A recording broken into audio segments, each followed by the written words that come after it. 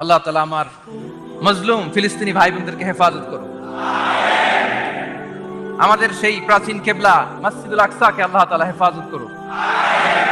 জালিমদের হাত থেকে, দখলদারদের হাত থেকে এই পবিত্র ভূমিকে আল্লাহ তাআলা মুক্ত করুন। আওয়াজ করে সবাই পড়ুন আমিন।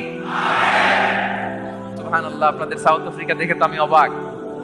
প্রাকৃতিক সৌন্দর্যের লীলাভূমি, পুরো দক্ষিণ আফ্রিকাটাই যেন একটা সাফারি পার্ক। আলহামদুলিল্লাহ, চমৎকার দেশ, চমৎকার, অসাধারণ।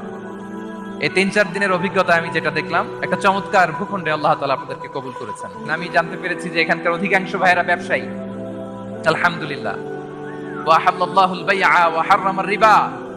আল্লাহ ব্যবসাকে হালাল করেছেন, সুদকে করেছেন হারাম। সুদের সাথে মুসলমানের কোনো সম্পর্ক নাই। সুদকে না বলুন, ব্যবসা করুন। ব্যবসায় বারাকা, ব্যবসায় বারাকা। রিজিকের 10 ভাগের 9 ভাগ আল্লাহ তাআলা ব্যবসার ভেতরে ঢুকিয়ে দিয়েছেন। পরিশ্রম করতে হবে, পরিশ্রমে লজ্জা নেই, লজ্জা অলসতায়, ঠিক কিনা বলেন? আর ভাঙা পরিশ্রম করুন, উপার্জন করুন, এতে বারাকা আছে। এই যে ব্যবসা করে আপনারা বাংলাদেশের টাকা পাঠাচ্ছেন, আমার দেশের অর্থনীতির চাকা সচল থাকছে আপনাদের পাঠানো টাকায়, আপনাদের রেমিটেন্সের টাকায়। You are the remittance fighter. আমরা পেয়েছি ফ্রিডম ফাইটার, আর আপনারা হচ্ছেন রেমিটেন্স ফাইটার। লিগ্যাল চ্যানেলে এই টাকাগুলো পাঠাবেন ইনশাআল্লাহ, বলেন, যাতে করে আমাদের প্রিয় মাতৃভূমি বাংলাদেশের অর্থনীতি আরো চাঙ্গা থাকে।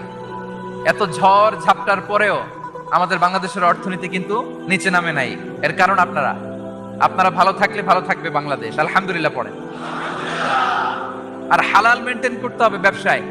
হারামের সাথে আমাদের কোনো সম্পর্ক, হারামকে আমরা না বলে দিব। আজকের এই নিজামিয়া কমপ্লেক্স থেকে আমরা হারামকে না বলবো। আওয়াজ করে বলেন নো। হারামের সাথে আমাদের কোনো সম্পর্ক নাই। হালাল, হালালে বারাকা। হালাল অল্প হইলেও এর মধ্যে বরকত ঢুকায় দিয়েছে কে?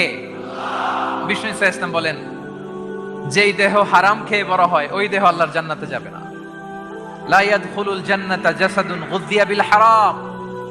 হারাম খেয়ে বর্ধিষ্ণু দেহ আল্লাহর জান্নাতে ঢুকবে না। মক্কাতুল মুকাররমাতে এক লোক কাবা তাওয়াফ করতেছে আর ইয়া রাব, ইয়া রাব বলে আল্লাহর কাছে দোয়া করতেছে। সাহাবারা তো অবাক, এই লোকের দোয়া তো আজকে কবুল হয়ে যাবে, এত আজকের সব সওয়াব নিয়ে যাবে।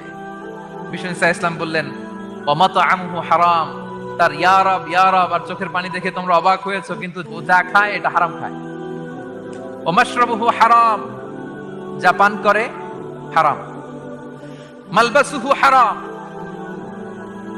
ওর গায়ের জামাটা হারাম। ওয়া গুযিয়া বিল হারাম, খাবার দাবার সবই হারাম। ফাআন্না ইউস্তাজাবু লাহ, তার দোয়া কেমন করে কবুল হবে? জিহাদের ময়দানে যে সাহাবী সর্বপ্রথম তীর মেরেছেন তার নাম সাআদ ইবনে আবি ওয়াক্কাস রাদিয়াল্লাহু তাআলা। তিনি বিশ্বনবীকে বললেন, ইয়া রাসূলুল্লাহ উদউল্লাহ আইয়াজআলানি মুস্তাজাবাদ দাওয়া। হে নবী, আপনি আমার জন্য দোয়া করেন আল্লাহ যেন আমাকে মুস্তাজাবুদ দাওয়া বানায়। মুস্তাজাবুদ দাওয়া মানে এমন ব্যক্তি যে ব্যক্তি দোয়া করতে দেরি কিন্তু সে দোয়া কবুল হতে দেরি হয়। বিশ্বনবী বললেন, ইয়া সাআদ, তোমার মুস্তাজাবুদ দাওয়া হওয়ার বড় শখ। আতিব মাতআমাক, যেটা খাবা হালাল খেও, তাকুন মুস্তাজাবুদ দাওয়া। যেটা খাবে হালাল খেও, হালাল খেলেই তুমি মুস্তাজাবুদ দাওয়া। Your food should be halal, your drinks should be halal, your fashion should be halal, your entertainment should be halal. আপনার সব হালাল হইতে হবে। আল্লাহ তৌফিক দান করুন।